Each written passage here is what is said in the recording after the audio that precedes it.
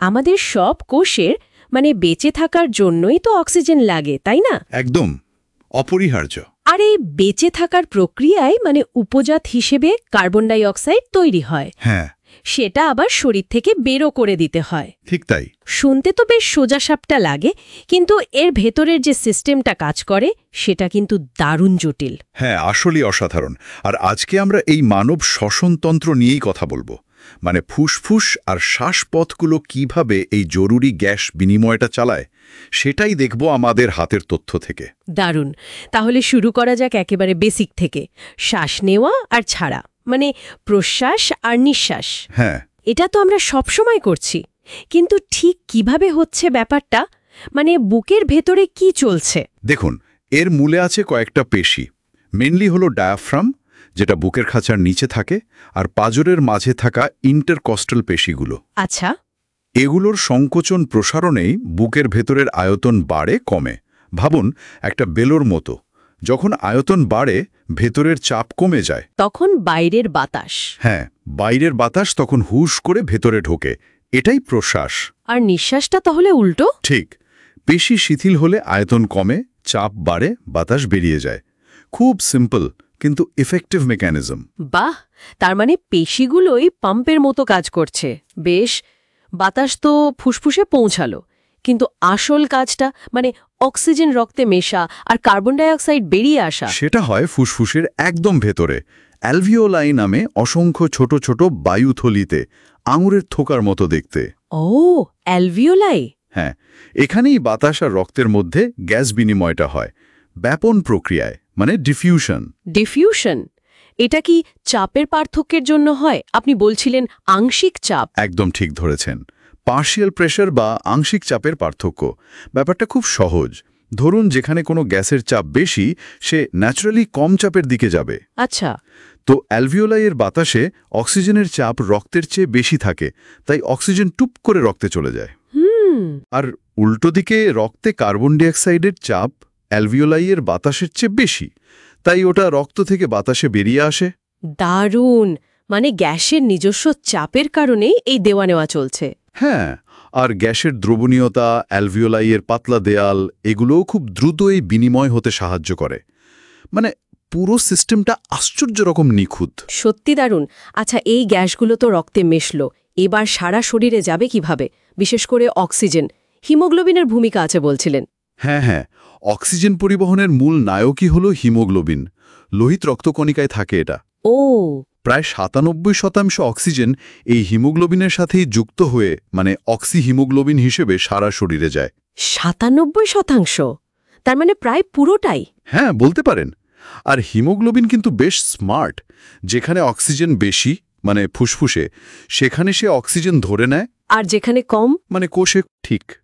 যেখানে অক্সিজেনের চাপ কম, আর ধরুন কার্বন ডাইঅক্সাইড বা অ্যাসিডিটি বেশি, কোষগুলোতে, সেখানে সে সহজেই অক্সিজেনটা ছেড়ে দেয়, ডেলিভারি দিয়ে দেয়। তার যখন আমরা ধরুন দৌড়াচ্ছি বা ব্যায়াম করছি, কোষের চাহিদা বাড়ছে। একদম।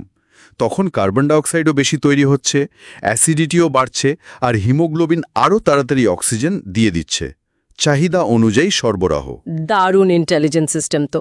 আচ্ছা, এবার কার্বন ডাইঅক্সাইডের ব্যাপারটা বলুন, ওটা কিভাবে ফেরত আসে? কার্বন ডাইঅক্সাইড কিছুটা হিমোগ্লোবিনের সাথেও যুক্ত হয়, প্রায় ২০-২৫% মতো, কার্বামিনো হিমোগ্লোবিন হিসাবে। ও, কিছুটা হলেও নেয়। হ্যাঁ, কিন্তু এর বেশিরভাগটাই প্রায় ৭০% রক্তরসে বাইকার্বনেট আয়ন HCO3 হিসাবে পরিবাহিত হয়। বাইকার্বনেট? হ্যাঁ, রক্তে কার্বন ডাইঅক্সাইড জলের সাথে মিশে কার্বনিক অ্যাসিড হয়, সেটা আবার ভেঙে গিয়ে বাইকার্বনেট আর হাইড্রোজেন আয়ন তৈরি করে। একটা এনজাইম আছে, কার্বনিক অ্যানহাইড্রেজ, সেটা এই কাজটা খুব দ্রুত করে দেয়। আচ্ছা। আর মজার ব্যাপার হলো, এই বাইকার্বনেট সিস্টেমটা শুধু CO2 পরিবহনই করে না, রক্তের pH ব্যালেন্স রাখতেও কিন্তু বিরাট সাহায্য করে। তাই নাকি? এক ঢিলে দুই পাখি। একদম। একই মেকানিজমে দুটো জরুরি কাজ হচ্ছে।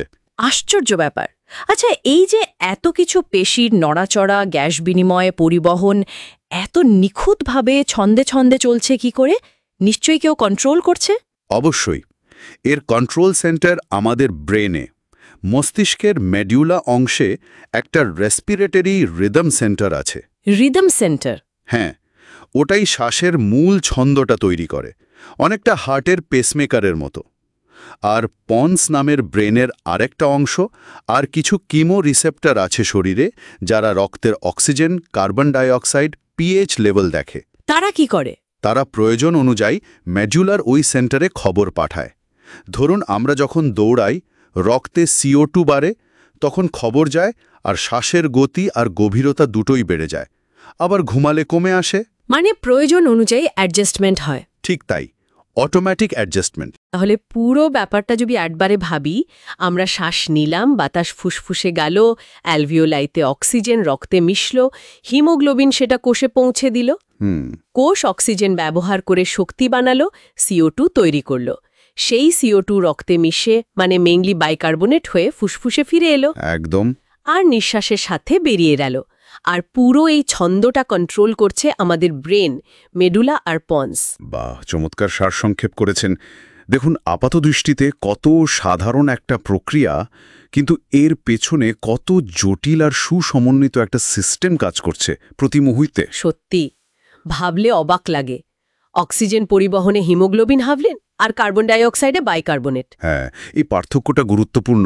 হিমোগ্লোবিন CO2 কিছুটা নিলেও বাইকার্বনেটই প্রধান পথ। প্রতিটা শ্বাসের পেছনে এত কিছু। হ্যাঁ, আর এখানেই একটা জিনিস ভাবার আছে, জানেন? কি বলুন তো?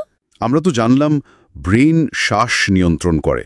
তাহলে কি এমন হতে পারে যে আমাদের মানসিক অবস্থা, মানে আমাদের আবেগ, চিন্তা বা পারিপার্শ্বিক কোনো সূক্ষ্ম জিনিস আমাদের শ্বাসের ছন্দকে প্রভাবিত করতে পারে অজান্তেই? ঠিক তাই, অজান্তেই হয়তো শ্বাসের এই স্বাভাবিক ছন্দে বদল আনতে পারে। আর এটা যদি সত্যি হয়, তাহলে হয়তো মন আর শরীরের সুস্থতার মধ্যে যোগাযোগটা আরও গভীর। এটা দিয়ে কিন্তু আরও ভাবা যেতে পারে, তাই না? হ্যাঁ।